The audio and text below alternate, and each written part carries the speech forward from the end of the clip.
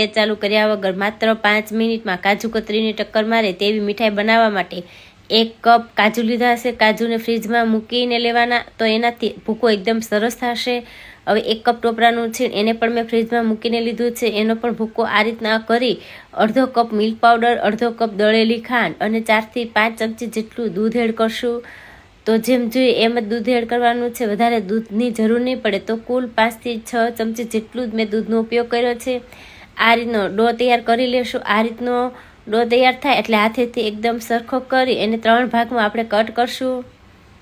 તો આ 3 લુવા તૈયાર કર્યા છે. એમાં આપણે ફૂડ કલર એડ કરશું. તો એકમાં ગ્રીન, રેડ અને કેસરી એમ ત્રણેયમાં કલર એડ કરી આ રીતે મિક્સ કરી અને આ લુવામાંથી આ રીતે 6 બોલ બનાવી લેશું.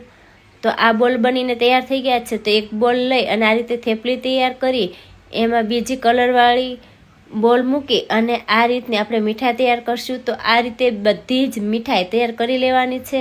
તમને જે કલર ગમતો હોય તો તમે ઉપર કે નીચે એમ રાખી અને આ રીતની મીઠાઈ તૈયાર કરી અને આ મીઠાઈને 1 કલાક પંખા નીચે અથવા ફ્રીજમાં 10 મિનિટ રાખી અને સેટ થવા દેવાની. તો આ મીઠાઈ સેટ થઈ જાય એટલે આ રીતે ચપ્પુથી આપણે એનો આકાર આપશું. તો એકદમ હેલ્ધી, ટેસ્ટી, માત્ર 5 મિનિટમાં બની જાય તેવી આપણી મીઠાઈ બનીને તૈયાર છે. ઉપર મેં સિલ્વર બોલથી ગાર્નિશ કરી